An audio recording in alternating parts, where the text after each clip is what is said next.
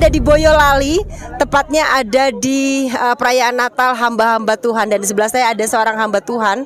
Kok ini begini? Oh enggak, seorang hamba Tuhan yang dulunya sama seperti saya dari Kedar ya, Ibu Prasetyo Suparmi. Saya mau dengar tadi ya, katanya dulu itu dia kesal banget dan jijik sama orang Kristen ya, sama seperti saya. Tapi dia lebih ekstrim. Bagaimana dulu ceritanya Bu Pendeta? Sekarang sudah jadi pendeta, tapi saya mau tanya bagaimana Tuhan bisa menjamah seorang yang dulu membenci, bahkan Jing Gembel dibilang orang gila kita ya. Lanjut Bu. Awalnya saya memang sejak kecil, tempat saya tinggal itu komplek pecinan. Jadi Kelengan kecil itu kompleknya kebanyakan Chinese dan kebanyakan orang Kristen. Yang kebanyakan orang Kristen dan yang Islam itu hanya keluarga saya. Saya sebetulnya asli dari Klaten. Nenek moyang saya pengikut Kedar semua, dan pada kelihatan mata-matanya tok gitu ya, seperti itu. Cuma saya karena kerja di Semarang, saya akhirnya di Semarang dan tinggal di komplek pecinan di Kelengan kecil. Saya tidak tahu apa Tuhan atur, saya tidak tahu. Kalau sekarang saya tahu kalau itu Tuhan yang atur, tapi kalau dulu saya belum tahu. Ternyata saya bertetangga dengan orang tua pendeta almarhum Petrus Agung Purnomo. Jadi saya dekat dengan beliau, rumah dekat, dan beliau banyak memberkati saya secara jasmani. Tapi saya saat itu jengkel, apalagi kalau Natal tiba di TV di mana-mana adanya jenggebel, jenggote gembel. Saya bilang gitu, seperti itu orang Tuhan dipenteng pakai cawat gitu kok ya disembah-sembah. Saya seperti itu dulu saudara. Dan juga waktu itu saya juga berpikiran orang ini agama apa, susah nyanyi, seneng nyanyi, terus ya pokoknya saya paling anti dengan orang Chinese dan juga orang Kristen saat itu. Tetapi pada saatnya saya diizinkan Tuhan sakit. Saya sakit dan saya masuk di rumah sakit Panti Wilasa Citarum. Waktu itu saya ingat, dan di Citarum itu ada sekelompok hamba-hamba Tuhan yang mendoakan. Pada saat itu saya ngomong, saya Islam. Saya tidak mau didoakan sama orang Kristen. Saya kafir. Saya orang Islam. Saya tidak mau didoakan. Saya punya Tuhan Allah Subhanahu wa Ta'ala yang bisa menyembuhkan saya, dan saya tidak akan sekali-sekali nyembah orang yang dipenteng. Saya bilang begitu. Tapi saat itu saya sakit, katanya tipes, tapi kok tidak sembuh-sembuh. Dan saat malam saya sholat tahajud, ada suara dan ada sinar. Saya seringkali sampai saat ini seringkali mendapat penglihatan dari Tuhan memang. Saya tidak tahu, tapi yang jelas waktu itu ada sinar dan ada suara yang ngomong gini, kalau kamu ingin selamat, kamu ikut aku. Saya mikir, siapa kau bilang gitu? Apa kamu orang yang dipenteng itu? Saya bilang gitu. Apa tadi gimana Bu? Siapa kamu? Ya, siapa kamu? Apa kamu orang yang dipenteng itu, yang disembah-sembah sama orang-orang Cina itu? Saya bilang gitu. Orang-orang tidak sunat itu, saya bilang gitu. Terus akhirnya saya enggak bergeming. Terus saya tetap masih sholat. Saya sampai dicari ke dukun-dukun sama orang tua saya. Sampai suatu saat dukunnya di Gunung Kidul. Saya ingat rumahnya itu ada lilitan ular besar. Nah, di situ saya mau kayak ditumbal kayak gitu saudara. Saya tidak tahu, tapi waktu itu saya sempat sembuh. Terus saya kembali, saya aktivitas biasa, kerja lagi di toko emas seperti biasa. Sampai suatu saat ada suara itu terngiang-ngiang terus. Saat itu puasa, kalau tidak salah saya lupa ingat puasa apa pas tarawih itu ada suara lagi. Ikut aku kalau kamu ingin pasti ke surga. Kamu rajin ibadah, sia-sia kalau kamu tidak ikut aku. Seperti itu. Akhirnya saya cari-cari teman saya yang Kristen. Saya akhirnya nyolong-nyolong, mencuri-curi ke gereja, ke tempat Bapak Timotius Subekti. Tapi waktu itu saya kalau ditanya ke pasar atau ke teman, bahkan tidak berani ngaku kalau ke gereja. Di gereja saya cuma diem aja, ditanyai jiwa baru, saya bilang enggak. Saya bilang gitu karena saya tidak mau diinjili. Tapi setelah saya dengar firman, lambat laun saya di situ malah saya terus bertumbuh jadi aktivis gereja, singkat cerita. Dan saya menyerahkan diri menjadi hamba Tuhan sekolah Alkitab di STT Soteria angkatan pertama.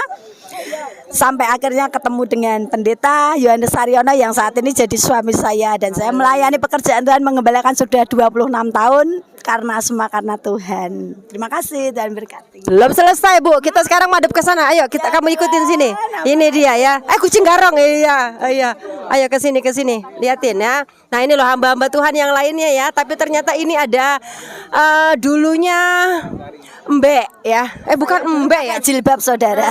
Saya lepas jilbab karena setelah jadi hamba Tuhan makanya rambutnya tipis dulu saya. Kalau keluar mesti pakai baju syar'i. Lalu apa rintangan pertama pada saat akhirnya Ibu memutuskan untuk mengikuti Yesus? Sampai saat ini kakak-kakak saya senantiasa bilang, kemarin kalau saya ke Klaten itu bilang, kamu tuh tak doakan siang malam, kamu itu harus kembali. Apalagi sekarang kamu malah jadi istri hamba Tuhan, malah jadi hamba Tuhan. Bener-bener kamu intipin rokok. Katanya seperti itu. Tapi ada sukacita yang dahsyat yang tidak ditemukan di sana ya Bu? Dulu kalau sholat itu rasanya ya cuma sholat gitu. Sekarang setelah saya percaya Yesus, saya juga masih belajar agama-agama yang lain. Saya percaya kalau saya mengikut Tuhannya benar, seperti kata Pak R tadi, Bang R itu sepaham dengan aliran suami saya. Tidak semua dengan Bang R tadi saya ngomong sepaham dengan Bang R, saya ngomong mbak suami saya, ini pahammu. Tidak semua orang yang percaya Yesus pasti masuk surga, tetapi yang mengikut Tuhan sampai akhir, yang memegang perintahnya itu yang pasti masuk surga. Saya banyak mengalami tekanan, hambatan di pelayanan, tetapi saya percaya kalau saya mengikut Tuhan benar-benar pasti Tuhan beri kekuatan. Dan saya kemarin terakhir dinampai, nama saya dikasih Pak Timotius Bukti Stefani. Ternyata artis Stefani itu dimahkotai, dan Tuhan memberi penglihatan kepada saya. Dia ngasih mahkota indah sekali. Tuhan bilang, kamu pengen enggak seperti ini dapat ini? Pengen Tuhan, saya bilang gitu. Mana tanganmu? Tangan saya diminta 2 gini, terus ditaleni. Kalau kamu ingin mahkota ini, kamu harus siap kemana Tuhan bawa dalam hidupmu. Berarti saya harus siap menderita kalau saya ingin diberi kemuliaan sama Tuhan. Terima kasih. Haleluya. Jadi sekarang sudah yakin dan pasti tidak akan kembali? Tidak akan, dan saya pesan sama anak-anak saya, kamu berteman dengan siapa saja boleh, tapi kalau untuk pacar, baru pacar loh ya ini, harus yang seiman. Tanpa seiman tidak mungkin ibu restui. Mending ibu hilang telur satu, karena di luar Yesus tidak ada keselamatan. Haleluya. Di luar Yesus tidak ada keselamatan saudara. Hanya satu, Yesus Kristus yang sanggup menyelamatkan kita. Agama apapun itu hanya jalan berusaha mencari ke surga, tetapi hanya satu, bukan agama Kristen, tapi Yesus Kristus juru selamat kita yang sanggup membawa ke surga. Haleluya. Tuhan Yesus memberkati Bu Stefani. Sekarang menjadi Ibu Pendeta Stefani ya. Kalau Bu Stefani kamu juga bisa ya. Karena Tuhan Yesus berkata, akulah jalan kebenaran dan hidup. Tidak ada orang yang bisa ke surga melainkan melalui Bapakku yang di surga ya. Tuhan Yesus memberkati. Selamat Natal. Selamat Natal, Tuhan memberkati. Tetap semangat dalam mengiring Tuhan sampai Tuhan datang yang kedua kali. Amin. Mana suaminya Bu? Bojoku. Ketok sini, ketok. Liatin ketok sini. Ini. Ini Pak Pendeta di sini nih. Pak Pendeta di sini. Selamat Natal, Pak. Selamat Natal buat Lucy Daiva Channel. Selamat Hari Natal 2022 buat Lucy Daiva buat saudara-saudaraku seiman di sana. Oh ya, buat saudaraku seiman. Tuhan Yesus kiranya memberkati. Haleluya. Amin. Amin. Terima kasih ya, Pak. Ayo. Lagi bojone ini ibu lagi istrinya Bu Step. Salah kan saya. Iki suaminya Bu Stefani mana toh Ibu sini.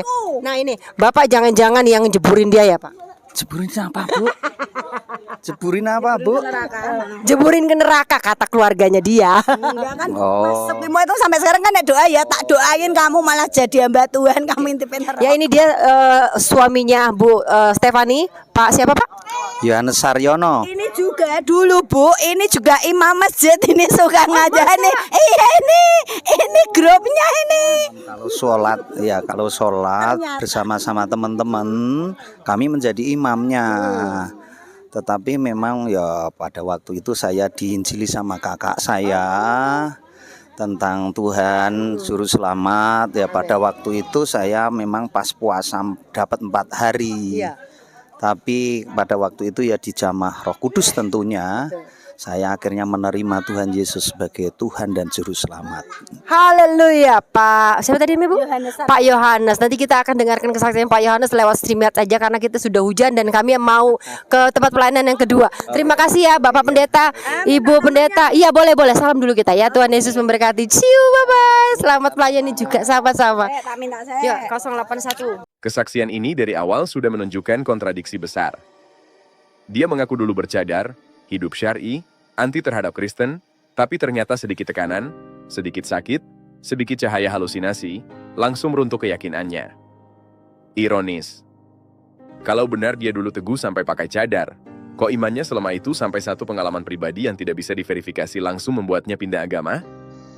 Ini bukan tanda kekuatan spiritual.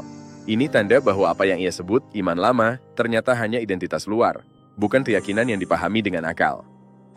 Dia menampilkan cadar dan syar'i sebagai semacam prestigi masa lalu, padahal justru memperlihatkan bahwa semua atribut itu tidak membuat seseorang paham agamanya.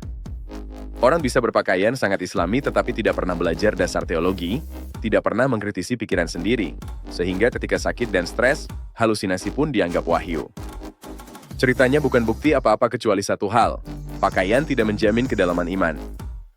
Justru yang bikin aneh adalah cara dia menceritakan pengalamannya. Seolah-olah perjalanan spiritualnya luar biasa, padahal isi ceritanya hanya mimpi, suara, dan sensasi pribadi. Mengaku dari cadar, tapi logika dasar saja tidak dipahami. Mengaku pernah anti-Kristen, tapi alasan pindahnya tidak berdasarkan dalil, kitab, atau nalar, hanya karena suara tidak dikenal yang ia percayai begitu saja. Kalau suara itu datang saat dia berada dekat kuil Hindu, mungkin ceritanya akan berubah jadi kesaksian pindah ke agama lain. Jadi bukan soal wahyu, ini soal sugesti, kondisi tubuh, dan lingkungan. Ketika seseorang mudah dipengaruhi keadaan emosional lalu menyimpulkannya sebagai kebenaran absolut, itu bukan bukti bahwa agamanya yang baru benar. Itu bukti imannya dari awal tidak dibangun di atas pemahaman. Pakai cadar tapi mudah goyah. Tinggal di pecinan, jadi yang muncul dalam halusinasi adalah Yesus versi lingkungan sekitar. Tidak ada unsur ilahi. Hanya hasil campuran sakit fisik, tekanan batin, dan asosiasi budaya. Akhirnya dia memaksakan dogma, di luar Yesus tidak ada keselamatan. Padahal seluruh jalannya menuju kesimpulan itu tidak pakai logika sama sekali. Ceritanya tidak menjelaskan apa-apa selain kelemahan fondasi keyakinannya sendiri.